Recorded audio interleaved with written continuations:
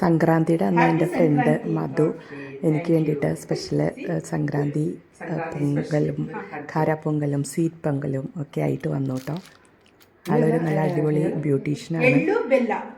ഒരു പാർലറൊക്കെ ഉണ്ട്, പിന്നെ ഹോം സർവീസൊക്കെ ഉണ്ട് കേട്ടോ. വൈറ്റ് എള്ള്, കടല, ಶೇಂಗ, ಸ್ವೀಟ್, ಸಕ್ಕರೆ, ಅಚ್ಚು, ಕೊಬ್ಬರಿ, ಸ್ವೀಟ್ ಸಕ್ಕರೆ ಓಪನ್ ಬೆಲ್ಲ. ಇದೇನು? ಅದು ಸ್ವೀಟ್, ಪೇಣಿ ಸ್ವೀಟ್. ಸ್ವೀಟ್ ಅದು.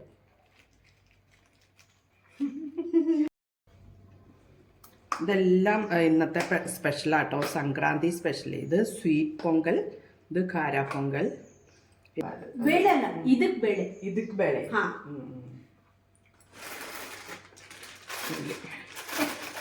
ഇത് സ്വീറ്റ് പൊട്ടറ്റോ. ഇതെല്ലാം ഇന്നത്തെ സ്പെഷ്യലാണ്. ഇത് പയറല്ലേ, അതന്നെ. ഇത് വെച്ചിട്ടാണ് സാമ്പാറാക്കിയത്. അത് സാമ്പാർ. ഇത് വെച്ച് ഈ സാമ്പാർ. ಮತ್ತು ಇದು ಕಡಲೆ ಬೀಜ, ಕಪ್ಪಲಂಡಿ നമ്മുടെ ബോയിൽ ಮಾಡಿ. അത് ഇതില്ല. ഈ ഐറ്റംസ് എല്ലാം പൊങ്കലിന് ഉണ്ടാക്കുന്ന കേട്ടോ, സംക്രാന്തി ദിവസം. പിന്നെ ഞാൻ പുറത്തേക്ക് നടന്നു പോയപ്പോൾ എല്ലാ വീടിൻ്റെ ഫ്രണ്ടിലും ഇതുപോലെ രംഗോളി കണ്ടു കേട്ടോ.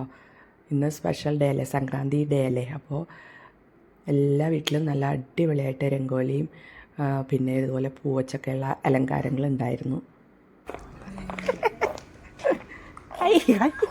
ഞാൻ അങ്ങനെ നടന്നു പോകുമ്പോൾ ശ്രുതിനെ കണ്ടു, സംക്രാന്തി വിഷ് ചെയ്തു. അത് കഴിഞ്ഞപ്പോൾ ആ വിദ്യയുടെ മോൻ ചിന്തിയും അവനും വിഷ് ചെയ്തു തന്നെ.